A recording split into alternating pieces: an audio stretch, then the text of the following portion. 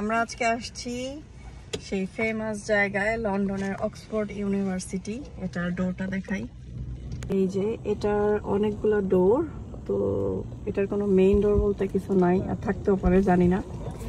তো এইখানে সেই নিউটনের মাথায় অ্যাপল পড়ছিল। যাই হোক, আমরা এখন ভিতরে যাব, দেখি কি অবস্থা। আমরা দেখার জন্য সবাই রেডি, খুবই এক্সাইটেড এই ইউনিভার্সিটির ভিতরে আসলে কি কি আছে। তো লেটস গো, সবাই চলো, আসো। এই ইউনিভার্সিটি আসলে এত বড়, আমরা প্রায় অনেক দূর থেকে এই জায়গায় আসছি।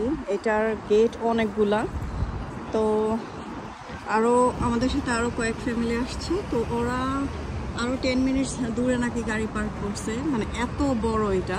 তো অনেকেই দেখলাম যে ঘুরতে আসে, ওইদিকে কত মানুষ, অনেকে এটার ভিতরে মানে ভিজিট করার জন্য আসছে। তো লেটস সি ভিতরে কি কি আছে। আমরা আজকে সারাদিন এটার ভিতরে ঘুরবো, মানে এত বড় ইউনিভার্সিটি, আমার মনে হয় সারাদিনই লাগবে। সমস্যা, বের হো বের হো। এই যে বমি গার্ল, সে তো গাড়িতে ওঠার পরই বমি করছে। আচ্ছা রেস্ট নাও, দেখি ওরা কই।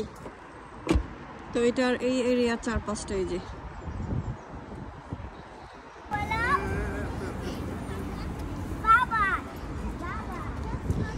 আমরা এখন অক্সফোর্ড ইউনিভার্সিটির ভিতরটা ঢুকে গেলাম। তো প্রথমেই ঢুকে দেখি একটা মিউজিয়াম।